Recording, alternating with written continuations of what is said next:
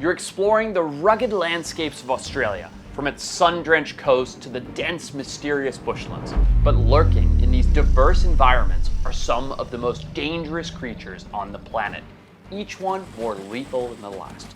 Imagine coming face to face with animals so deadly they make even seasoned adventurers like myself think twice. From animals that can rip your limbs off to others that can paralyze you, these are the top 5 deadliest animals, straight out of the land down under. At number 5 on our list, we have an animal with vibrant blue rings and delicate tentacles. A Sydney woman is lucky to be alive after being stung twice on the stomach by a blue-ringed octopus. There are actually 4 species of blue-ringed octopus, ranging from Japan to Australia. But these aren't your regular octopus. They only reach a max size of a mere 8 inches. There are actually 3 official species in Australia, and they're incredibly common in coastal waters. Despite having formidable reputations, blue-ringed octopus are actually rarely encountered. They are the ocean's recluses, and there are so many aspects of their lives that we still don't fully understand. When provoked, they quickly change color, becoming bright yellow with each of their 50 to 60 rings flashing a bright iridescent blue within a third of a second as a warning display. And here's the funny thing, if you search this up on Google, you'll find it straight away. There's tons of videos of people picking up blue-ringed octopus and letting them crawl on their hands. Like what? Surely you'd think common sense prevails and they wouldn't pick up a tiny yellow octopus with flashing blue rings, but they pick it up thinking it's cute, and I don't think they know this, but just a single wrong move could result in a critical mistake. But here's where it gets intense. Their saliva contains tetrodotoxin, a potent neurotoxin that can paralyze their prey within minutes. It carries enough venom to kill 26 adult humans within seconds. Yeah, you heard me. This small thing can kill 26 people. That is just insane. And here's what makes it worse. Their bites are super discreet, tiny, and often painless. And the worst part is, you won't really even know that you've been envenomated until the regular symptoms start to kick in. Numbness, nausea, vomiting, vision changes, and difficulty swallowing. And after 10 minutes, you start to hyperventilate and lose muscular function due to the onset of paralysis. To make things even better, no blue-ringed octopus antivenom is available. These tiny animals have been the cause of at least 11 deaths worldwide. So when you see a cute octopus in a tide pool along the beach, don't go picking it up unless you know exactly what it is. And if it has blue rings, stay away from it. This little animal is a very important reminder of aposematism, where beauty and danger can often dwell in the same exact package. At number 4 on the list is a creature that I myself almost had a very close call with, and it's something you probably wouldn't be able to outrun. Yep, we're talking about the eastern brown snake. This venomous danger noodle is native to eastern and central Australia and can grow up to 7 feet long. Found along the east coast of Australia and even parts of Papua New Guinea, it holds the title of the world's 2nd most venomous land snake, right after the inland taipan. Lovely, right?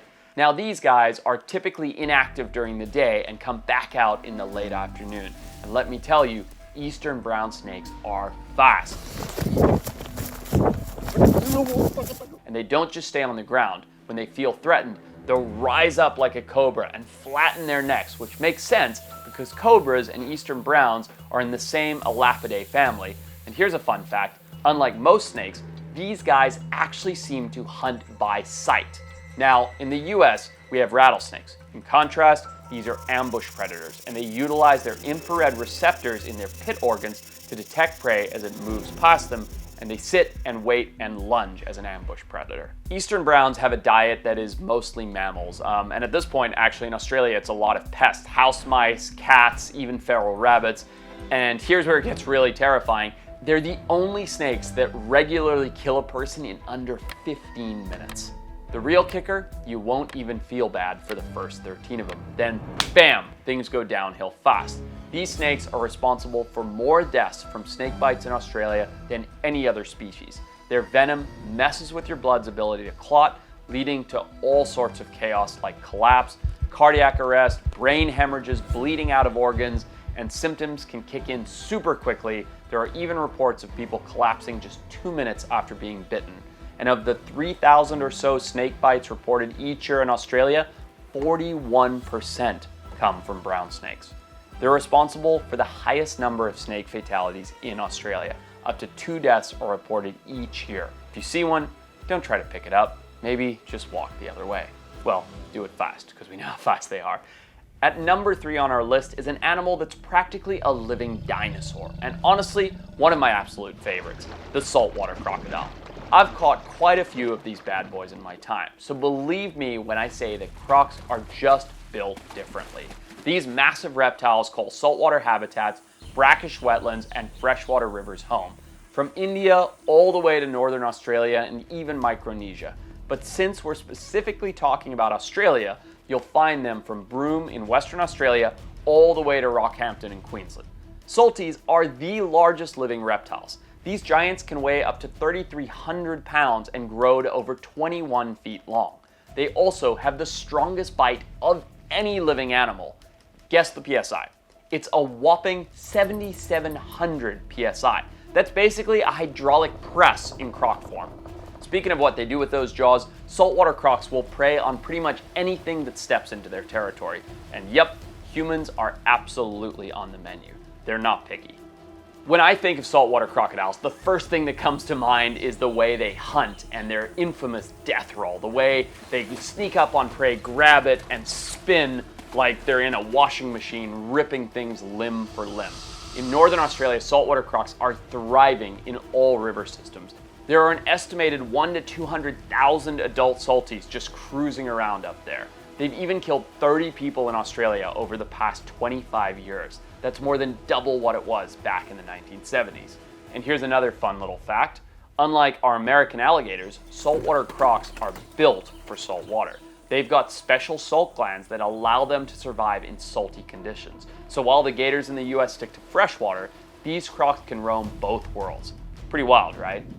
I'm very lucky because I've been able to work with saltwater crocs kind of all over the world. We had one diving in Papua New Guinea that was relatively small while searching for epaulets. I targeted a big one in Indonesia that had a tire stuck around its neck, and I even caught one in a net in Sri Lanka. And they've all been just amazing experiences that thankfully I haven't been bitten.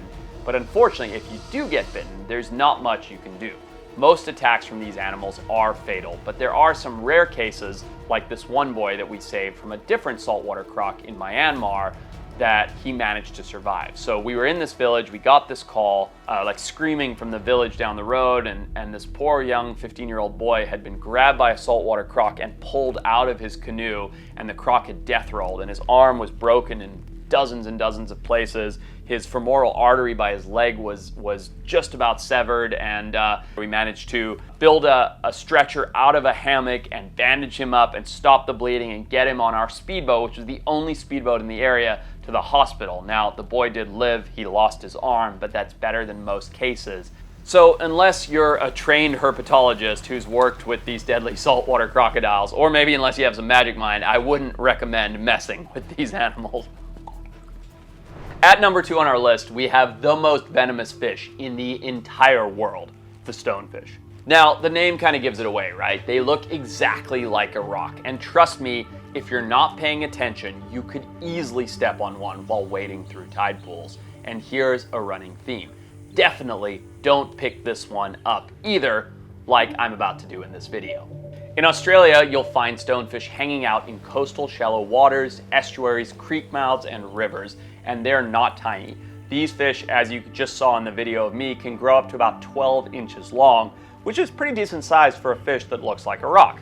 These guys are expert ambush predators, blending in perfectly with their surroundings. They just chill, looking like part of the reef, waiting for some unsuspecting prey to swim on by, then boom, they strike with those big jaws and swallow their meal whole. Now, here's where it gets gnarly. Stonefish have 13 spines along their backs, each loaded with potent neurotoxins.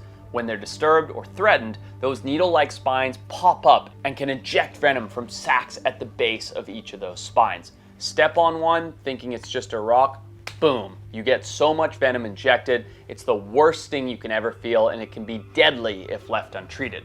Most stonefish stings happen when someone steps on them accidentally or touches their spines, forcing venom into their foot with pressure. And get this, they can sting on land too. since they can survive out of water for up to 24 hours, which is insane. Contrary to popular belief, stonefish only use their venom as a defense mechanism and not for hunting.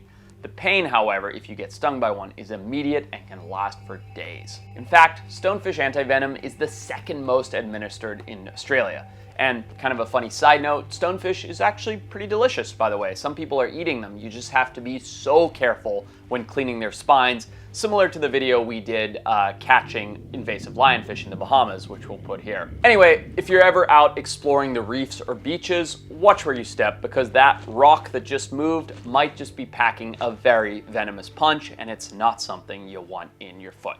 This next animal, considered to be the most dangerous animal in Australia, is the box jellyfish. Police are preparing a report for the coroner after a teenager died from a box jellyfish sting in far north Queensland. These jellyfish are easily recognized by their cube-shaped body, hence the name box jellyfish. And get this, there's not one, there are 51 species of known box jellies, and there could even be more undiscovered ones out there, which of course intrigues me. Unlike other jellyfish that just drift along hoping to bump into a meal, the box jellyfish is said to be an active hunter. Yeah, imagine a big, gelatinous floating blob in the ocean chasing down its prey. That is insane.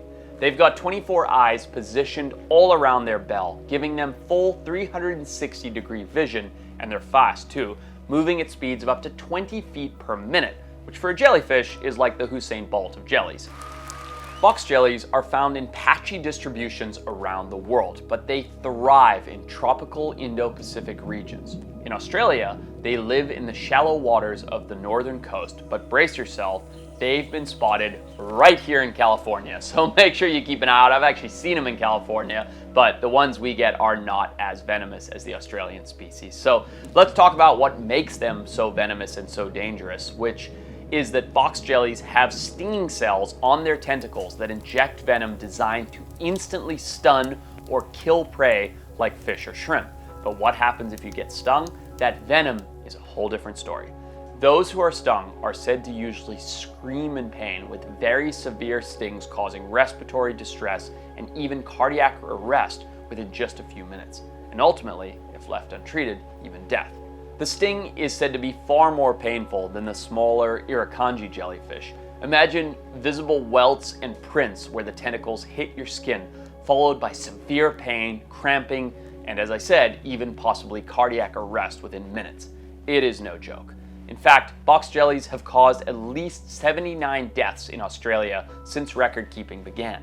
Most recent cases involve children, like the very sad case of a 14-year-old who unfortunately died as a result of box jellyfish sting just 2 years ago.